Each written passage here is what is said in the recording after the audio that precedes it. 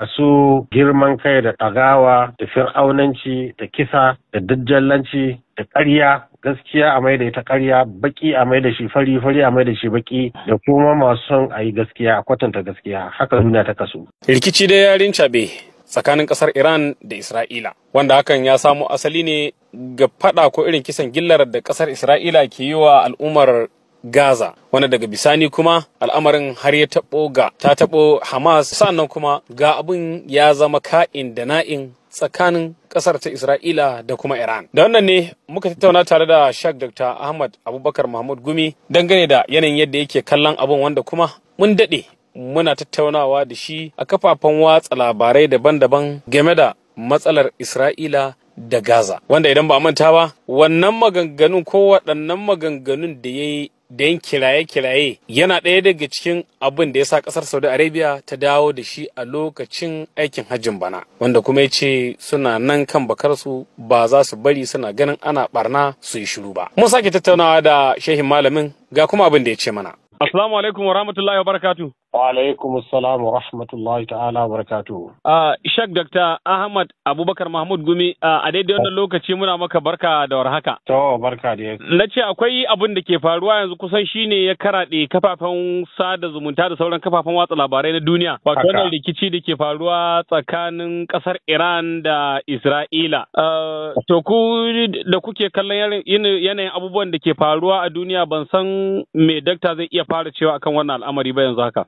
To, wannan fada ke tsakanin ƙasan Iran da Isra'ila ba fada ba ne na tsakaninsu su biyu. To. Duniya ce ta rabu kashi biyu yanzu mutane. To fa. Duniya kashi biyu ta rabu. Na'am. Masu girman kai da ɗagawa da fir'aunanci da kisa da dajjallanci da ƙarya, gaskiya a mai da ita ƙarya, baki a mai da shi fari, fari a mai da shi baki, da kuma masu son a yi gaskiya, a kwatanta gaskiya. Haka duniya ta kasu. To, saboda haka ba wai maganin Iran ba ne, ai an fara da Gaza ne. Haka ne. Kuma kamar yadda Pakistan ta ce, in an yi amfani da makamin kare dangi na nukiliya, to ita ma za ta yi amfani da shi akan Isra'il. Na'am. Domin ta san ana gamawa da Iran kanta aka nufa, kuma shi Netanyahu ai ya faɗa. Ya ce matsalan shi garuruwa biyu ne, Iran da Pakistan. Na'am. Ita Pakistan na da nukiliya, ita kuma wannan tana neman nukiliya. Na'am.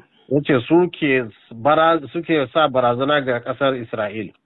Saboda haka ba yaƙi bane wai ya shafi ƙasashen kaɗai, zai zo ma daga baya duk dai wanda yake yana son gaskiya kuma yana son a kwatanta gaskiya zaka ga ana yaƙi da shi. In ka lura ƙasar Amerika kanta ai a tsage take. Haka. Masu son gaskiya da ba su son ana kashe mutane maza da mata, yara, civilian, da kuma masu son su yi kisan. Dakta, ita ƙasar Isra'ila wani bangare za a sa take nan aka yi la'akari da maganar da kai na cewa. To wace ƙasa ce ta shahara da kisan gilla? Kashe mutane, ko Iran din na ta shiga ba mutane a gidajensu ta je ta kashe su ba, sai ba mai shakka. Kuma Qur'ani ma gaya mana, kullama auqadu naran lil harbi atfa Allah, kullun su yaki suke so ayi yaki a kashe mutane. To, domin ba su dauki rai wani abu ba. Saboda haka da ita da yan kanzaginta, wato ba dukan mutanen Amerika ba, hukumar Amerika ta yanzu. Na'am. Da kai hukumomin Amerika da tsarin duniya na danniya duk yana tare da Isra'il, da kuma mushrikan Larabawa duk suna kamar yadda zai suka tare ma manzo Allah sallallahu alaihi wasallam, da Bani Quraiza, Bani Nadir, da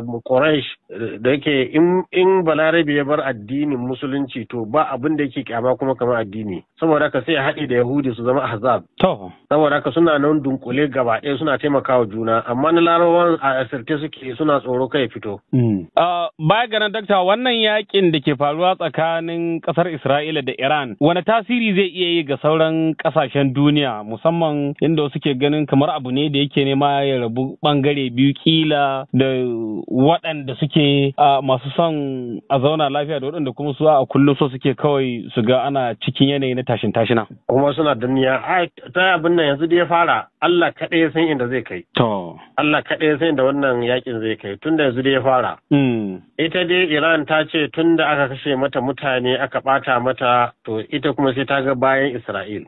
Ita kuma Isra'il ta ce ita ma sai ta ga bayan Iran, in matukar akwai mulkin shugabancin malaman addini sai ta ga bayan su. To ai kaga kenan an ɗauki guri wanda yake yana da wuyan cimma, kuma zai kawo rikici kwarai da gaske a ƙasa. Sai dai mu ta addu'a Allah ya taimaki bayin shi kuma Allah ya taimaki wanda aka zalunta. Haka ne. Idan aka kalli yanayin yadda al'amarin ke faruwa za a ga wani abu ne da ake ganin kila ka iya yin tasiri ga yankunan mu musamman Afirka. To wasu na ganin cewa idan aka tafi a haka kamar yadda aka fara faɗan Rasha da Ukraine wanda ya zama duk wasu abubuwa da ake mu'amala da su da suka shafi fulawa sai suka yi tsada. Anya wannan faɗan na Iran da Isra'ila ba zai jawo koma baya ga wasu bangarori na arewa musamman kasashe masu tasowa? Kwarai da gaske zai kawo tsadan mai, zai kawo taɓarɓarewar arzikin ƙasa, balle kuma in yaƙi ya yi tsamari Amerika ta shiga ai kaga Iran za ta hana wucewan jiragen mai.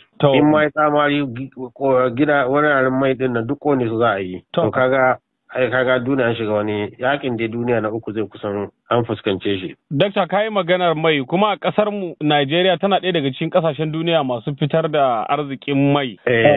Me ya kamata a ce shugabanni sun yi a irin wannan lokaci don samun sauki tunda an ce so ne amma son kai yafi. To in mai yayi tsada yanzu a duniya mu ƙasar mu zai ƙara tsada to amma ma mu san ƙasar mu ma fa har yanzu yancin nan ba mu same shi ba. Wato mu bayi ne. Duk da muna samun da mai din. Duk bayi ne man ina ke zuwa don ai suke turan ki sace shi. Su suke amfani da man, su suke amfani da dukiyar, saboda haka sai da abin da suka san muna.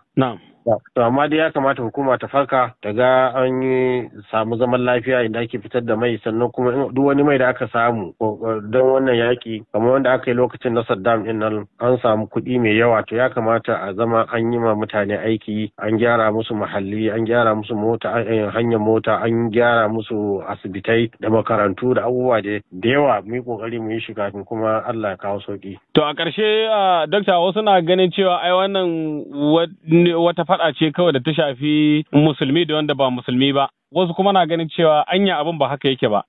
Wannan faɗan azzalumai ne da kuma wanda ake dannewa. Don zalunci ana samun ba Yahudi azzalumi, Kirista azzalumi, Musulmi azzalumi duk ana samu. Sannan ana samun Kirista na kirki, Yahudu na kirki kuma Musulmi na kirki. Haka. Kuma yanzu haka shi ne ake kokarin abin nan reni ne zan ce tsakanin wannan, amma Allah na tare da masu gaskiya insha Allah. To madalla muna godiya kwarai da wannan dama da aka bamu. Amin insha Allah. Assalamu alaikum. Wa alaikum assalam wa rahmatullah. To da wannan sai mu ce Allah ya sauke, kullum addu'ar mu dai ita ce Allah ka iya mana da iyawarka, kada ka bar mu da iyawar mu. Sunana Rayyan Musa Lere nake cewa murya ta isar da sako.